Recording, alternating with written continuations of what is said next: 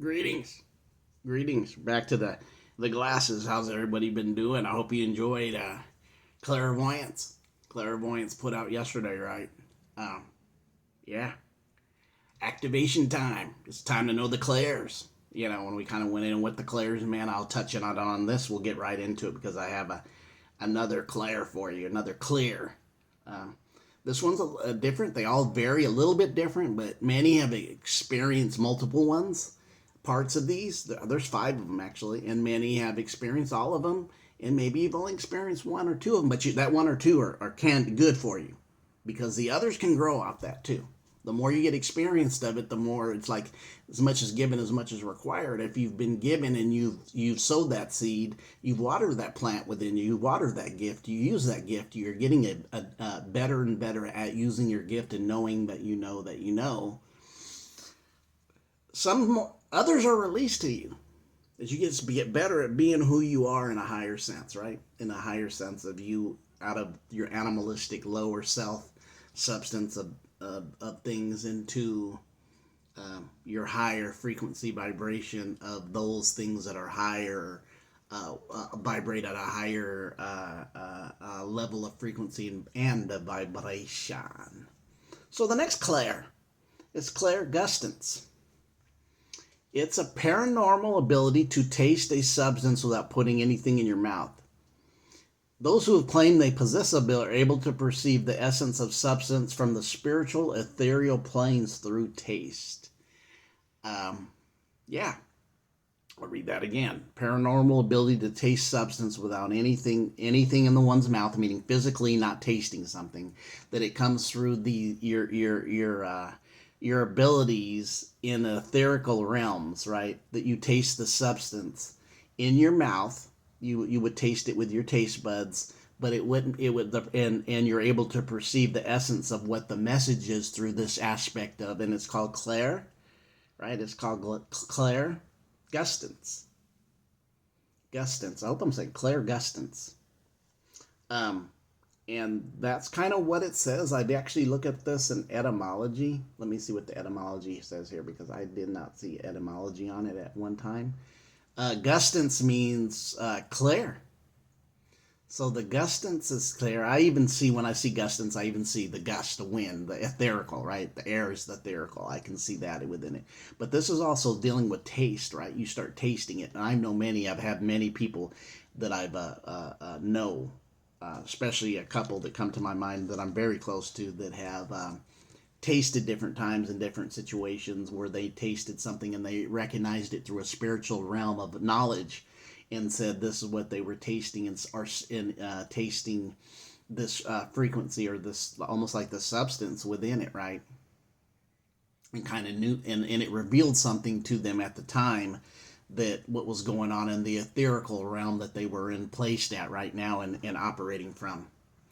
They possess ability to able to perceive the essence of the substance from spiritual or etherical realms through the taste. Um, I can't say for me personally that I did this. I think I've had maybe two experiences that something that has not flown through me through like I said, clairvoyance has. Clairvoyance has been present for me for 3 decades nearly. This maybe once or twice, but I know a couple other people have had this many, many times and have brought it up through when we've had meditation groups and had experience in group settings with meditation. And this is way back in the day that when we were still just kind of leaving the religious church realm and we had tapped into what they would call at that time in the doctrine gifts of the spirit, which would be, clairvoyance, clairaudience, and then of course used with the Western or the biblical terms like the discerning of spirits or word of knowledge, word of wisdom. This thing happened way before that Western teaching. So when we use these other terms, these actually terms are not the old terms. The new age or the new term would be the biblical term. Yeah, facts. Yeah. So what we see is somebody who's able to actually taste something in the realm. They get their taste buds are activated like I've said many times, it doesn't surprise me that our physical is a copy of the ethereal or the unseen, right? We don't see, but maybe 95 of the energies and frequencies around us, because we'd probably freak out if we could actually see them. Like actually see them, we don't see them, and the etherical is there, and that's a lot to do with Aquarius, and that's why when I see the word used here, the gustance, right, the clairgustance, I see it gusting is like that rushy mighty wind or the etherical realm, and then it lifts you up to take a stance, be balanced and stand up, and not be placed in a lower place, but being able to stand, right? If you're divided, you fall. If you're united, well, you stand. And standing is also standing up straight. It also represents standing up, not being a leaner, which means not being a cane, not realizing a cane for support. You end up being somebody who can lean on your own. You can lean on the understanding and knowledge and of yourself. That means you could stand up. You're able. That old Cain and Abel story, right? I kind of put this metaphysical spin on it.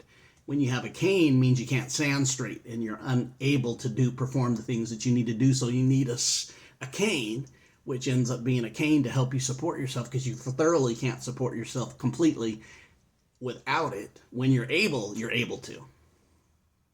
So these people, this gift of the clairgustance means clearly tasting something that reveals something to them. They get the revelation through it, or the message through it, to expound to others if needed be, to tell the others about it who also have these experiences.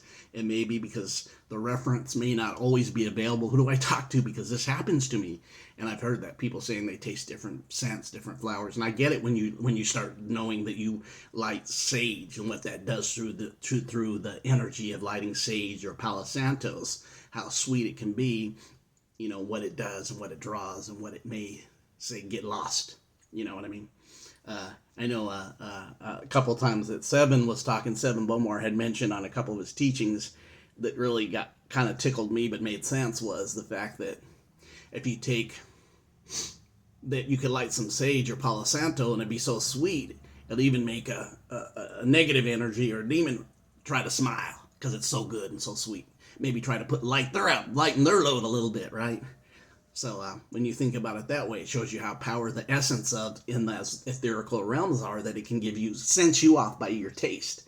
Our five senses are physical, but there's multiplication to those senses when you hit etherical realms and higher consciousness and activation within. You can start going in each chakra or each energy field system that's set and posted like an apostle, a post within you. The seven we know of all have these different frequency vibrations that actually, the higher it raises, it can turn to sense 5 ends up being activates to 144, right?